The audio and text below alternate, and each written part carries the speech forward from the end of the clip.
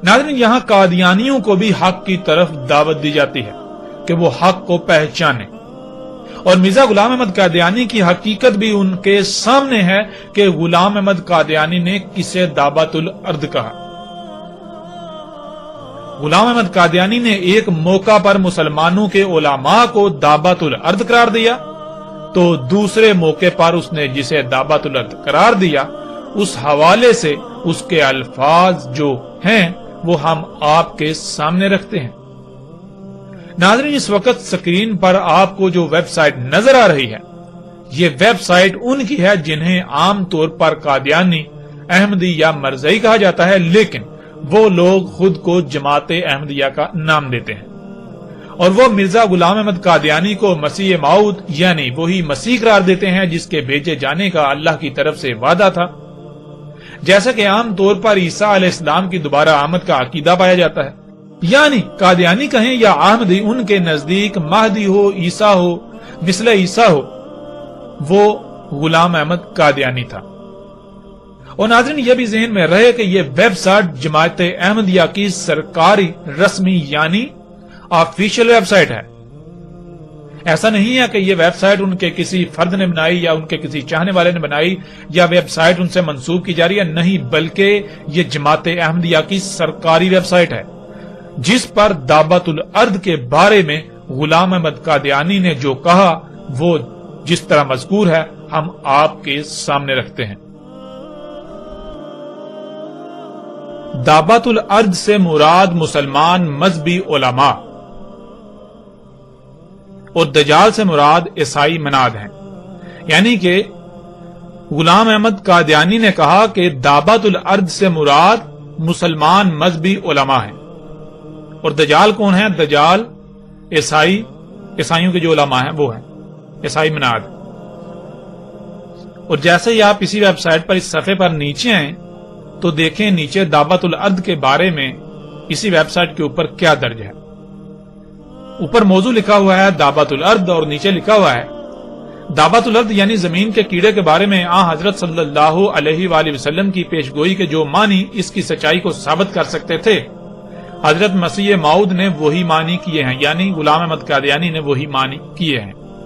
चनाचे आपने जहां इसके ताबीरी मानी ये किए हैं, इससे मुराद जमीनी अलूम से आरास्ता मगर आसमानी रूह से आरी इंसान मुराद हैं, वहां इसके ज़ाहरी मानों के लिहाज से जमीन का एक कीड़ा मुराद है जो ताउन की शक्ल में जाहिर हुआ। चनाचे आपके पेश फरमूदा दोनों मानों की तफसील मुलाजा फरमाते हैं। आगे अब नाज़रीन आप देख सकते हैं कि मिर्जा गुलाम अहमद कादियानी के अपने अल्फाज आ जाते हैं। मिर्जा गुलाम अहमद कादियानी लिखता है, दावतुल अर्द से मुराद कोई लायाकल जानवर नहीं बल्कि बकौल हजरत अली रदी अल्लाह तआला अन्हु आदमी का नाम ही दावतुल अर्द है। नोट, आसारुल क़ियामा में लिखा है कि हजरत अली करमुल्लाह वजहू से पूछा गया कि लोग गुमान करते हैं कि दावतुल अर्द आप ही हैं, और आपने जवाब दिया कि दावतुल अर्द में से तो कुछ चार पायों और कुछ परिंदों की भी मुशाबत होगी, मुझ में वो कहां है। और यह भी लिखा है कि दावतुल अर्द इसम जिन्स है जिससे एक ताइफा मुराद है मिन्हु,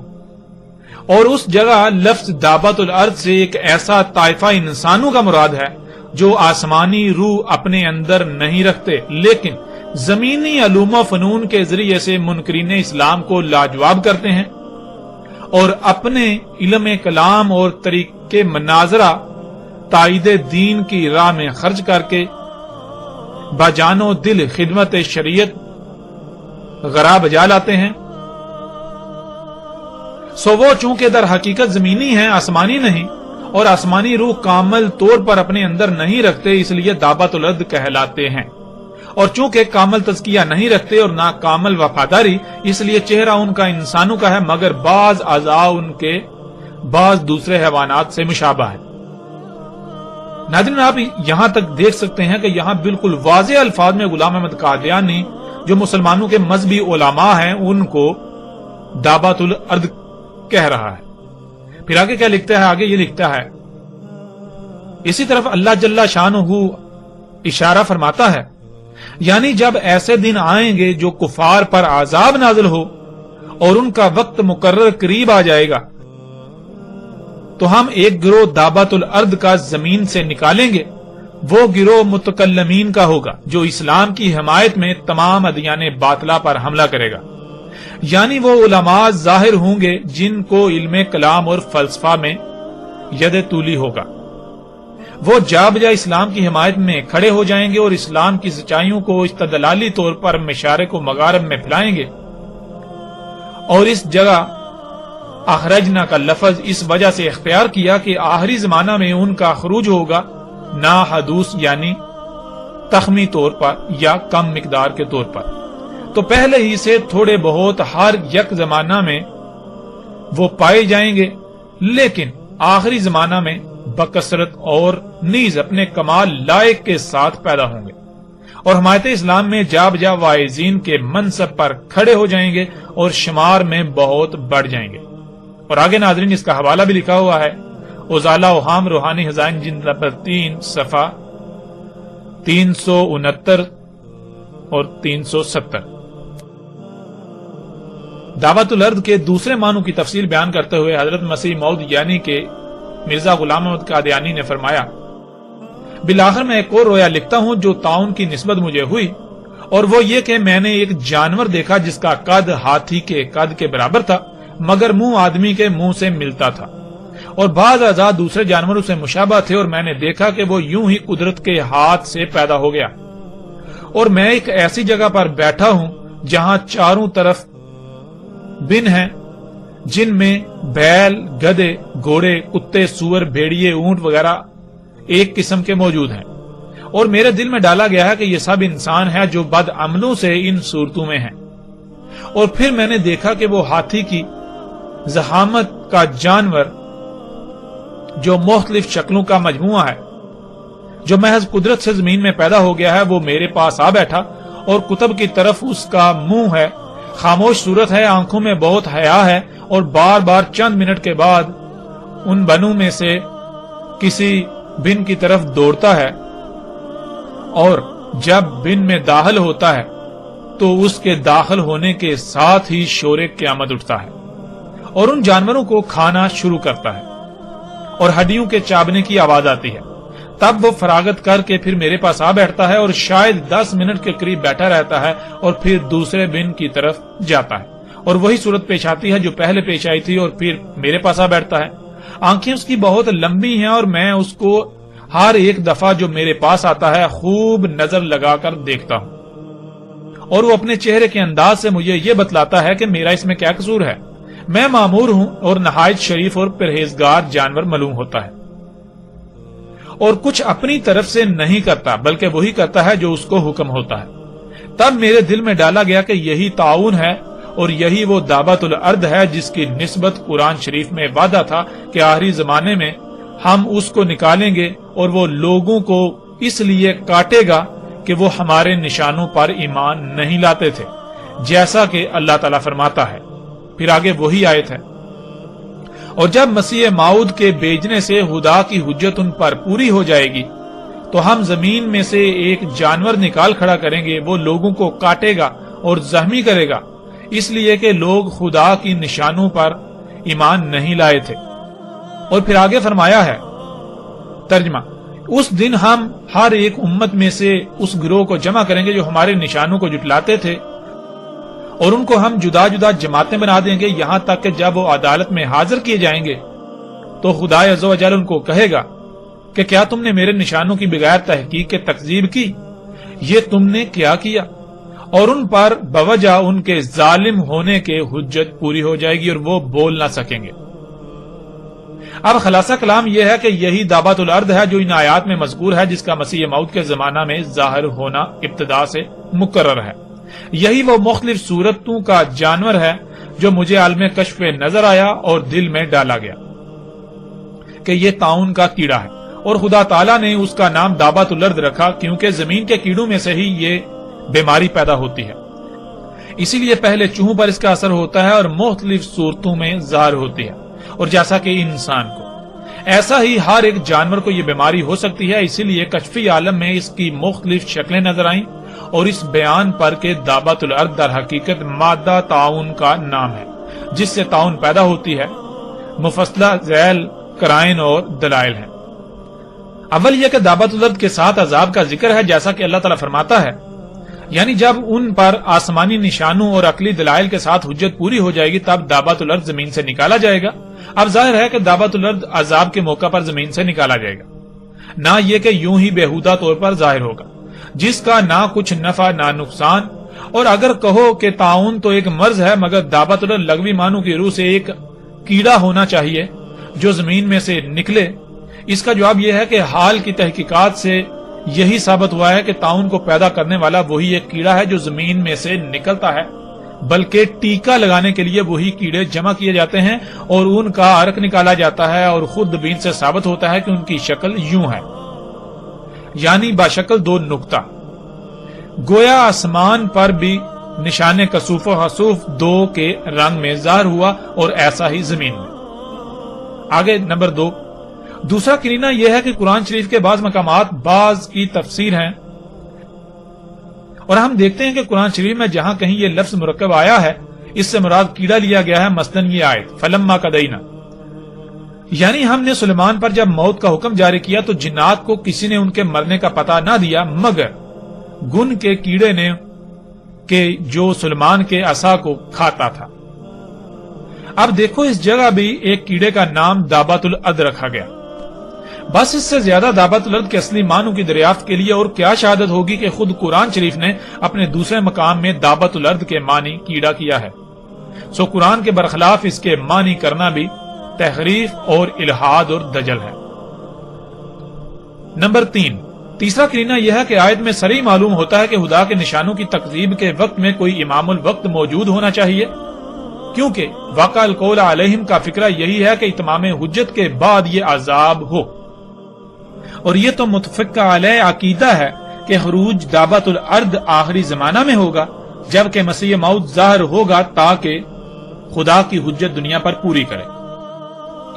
بس ایک مصنف کو یہ بات جلد تر سمجھ آ سکتی ہے کہ جب ایک شخص موجود ہے جو مسیح موعود ہونے کا دعویٰ کرتا ہے اور آسمان اور زمین میں بہت سے نشان اس کے ظاہر ہو چکے ہیں، تو اب بلا شبہ دعوت الارض یہی طاعون ہے جس کا مسیح کے زمانہ میں ظاہر ہونا ضروری تھا،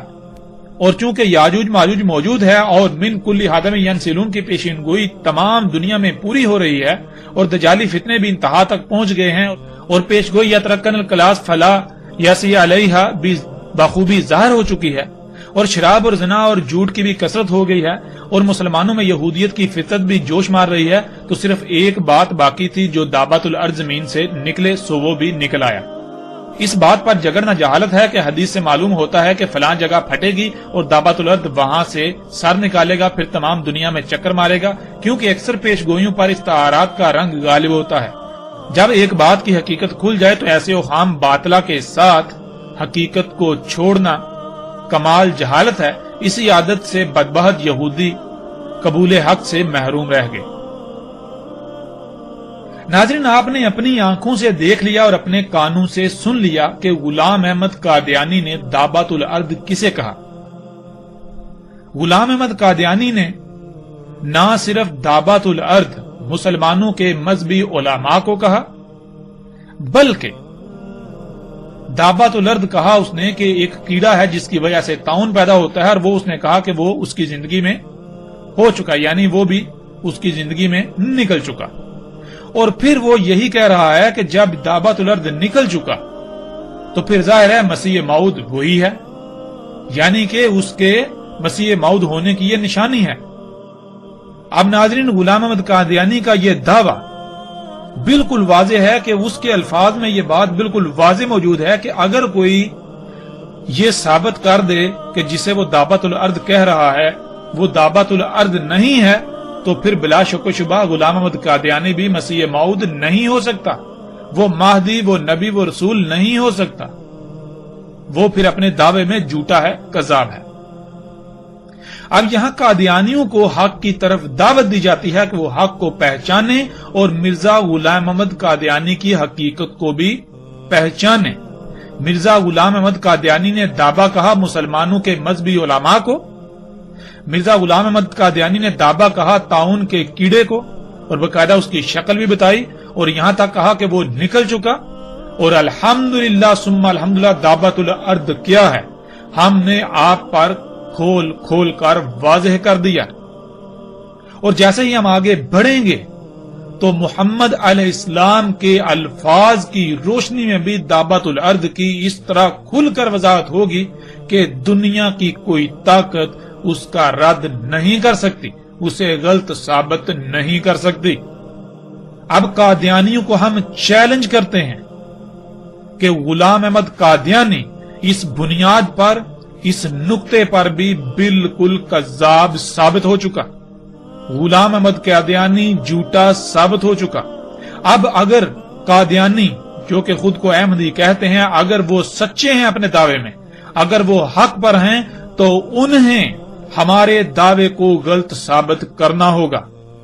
ہم نے بالکل واضح کر دیا کہ دعوت الارض کیا ہے، اور ہم نے غلام احمد قادیانی کو بالکل 1 نمبر کا جھوٹا ثابت کر دیا. اس کے باوجود اگر قادیانی یہ سمجھتے ہیں، وہ یہ کہتے ہیں کہ نہیں غلام احمد قادیانی سچا تھا، وہ مسیح موعود تھا، وہ کہتے ہیں کہ ہم حق پر ہیں، تو قادیانیوں کو بھی باقی تمام فرقوں گروہوں کے ساتھ ساتھ کھلم کھلا چیلنج ہے. ہم نے یہ بالکل واضح 2 ٹوک ہر لحاظ سے کھول کھول کر ثابت کر دیا کہ قادیانی احمدی بالکل باطل، بے بنیاد، اور غلام احمد قادیانی جھوٹا کذاب تھا. یہ ثابت ہو چکا. اور ہم پھر یہ چیلنج کرتے ہیں قادیانیوں کو کہ وہ اگر اپنے آپ کو حق پر سمجھتے ہیں، غلام احمد قادیانی کو سچا سمجھتے ہیں، تو انہیں ہمیں غلط ثابت کرنا ہوگا اور اپنے رسول کو سچا ثابت کرنا ہوگا، غلام احمد قادیانی کو سچا ثابت کرنا ہوگا. ورنہ اگر وہ ناکام ہوتے ہیں، جو کہ ان کا مقدر ہے، قدر میں لکھا جا چکا، تو انہیں ان کی بھلائی، ان کا فائدہ، ان کا نفع اسی میں ہے، ان کی دنیا اور آخرت میں بھلائی اسی میں ہے، ان کے لیے خیر اسی میں ہے کہ وہ حق کو کھلی آنکھوں نہ صرف دیکھیں پہچانے بلکہ اسے تسلیم کریں. اگر وہ حق کو تسلیم نہیں کرتے تو باقیوں کے ساتھ ساتھ عنقریب ان کا بھی انجام کیا ہونے والا ہے، بالکل سر پر آ چکا، اور وہ اپنی آنکھوں سے دیکھ لیں گے. تب ایمان لانا، تب اس دعوت کو تسلیم کرنا کوئی نفع نہ دے گا. تب تسلیم کرنا، تب ماننا بالکل فرعون کی مثل ہوگا، جب آنکھیں پھٹی کی پھٹی رہ جائیں گی. الحمدللہ ناظرین، اب تک ہم نے قرآن سے نہ صرف دعوت الارض کو کھول کھول کر رکھ دیا، بلکہ اس کا کلام کرنا کیا ہے اسے بھی کھول کھول کر رکھ دیا، اور احمدیوں کو، قادیانیوں کی ہم نے بنیاد ہی اکھاڑ کر رکھ دی. دین قادیان کی، جماعت احمدیہ کی، مرزا غلام احمد قادیانی کی ہم نے بنیادیں ہی اکھاڑ کے رکھ دی. ہم نے ان کی جڑ ہی کاٹ دی، ان کا وجود ہی کالعدم کر دیا، ان کی بنیاد بالکل ختم ہو چکی.